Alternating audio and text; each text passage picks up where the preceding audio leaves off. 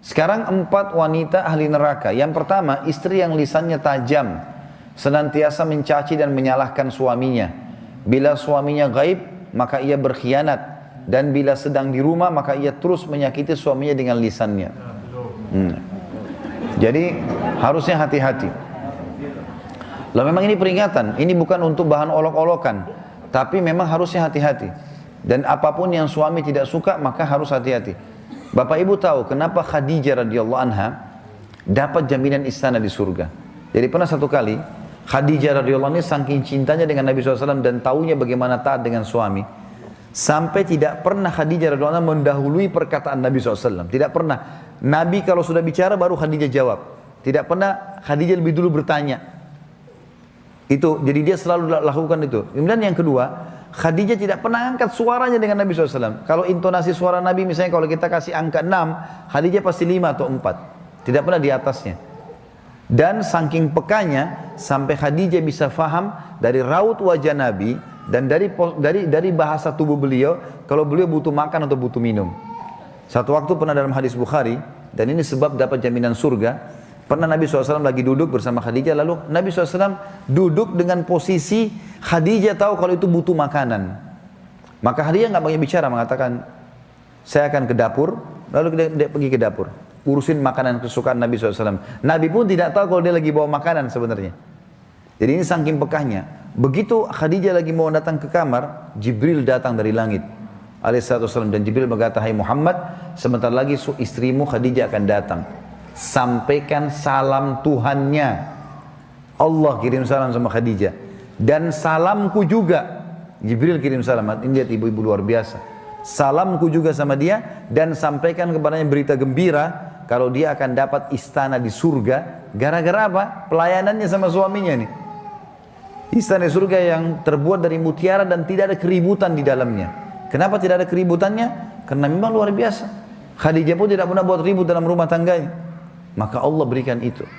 Makanya ini poin penting harus digarisbawahi. Dan yang paling berbahaya memang dari perempuan, ibu-ibu hati-hati lisannya. Kontrol lisan. Karena kapan intonasi suara dan kalimat ini keluar kasar, ibu sedang hadapin suami. Laki-laki itu kalau digunakan kelembutan, dia akan menaungi. Ibu gunakan kekasaran, dia akan hadapi seperti hadapi laki-laki. Ibu jangan marah banting piring. Kalau banting piring satu, suami banting satu rak. Ya. Ibu nggak usah mau gaya-gaya pukul pintu, dia bisa robohin pintu, gitu kan. Nggak usah pakai kekerasan, karena laki-laki lebih kuat. Tapi ibu Allah kasih kalimat, suaranya ibu lebih lembut, ibu punya perasaan, ibu punya air mata, gitulah, ya. Jangan yang lain. Nggak usah pakai cara laki-laki, berbahaya. Yang kedua adalah istri ahli neraka, ya. Perempuan, istri yang membebani suaminya di luar kemampuannya.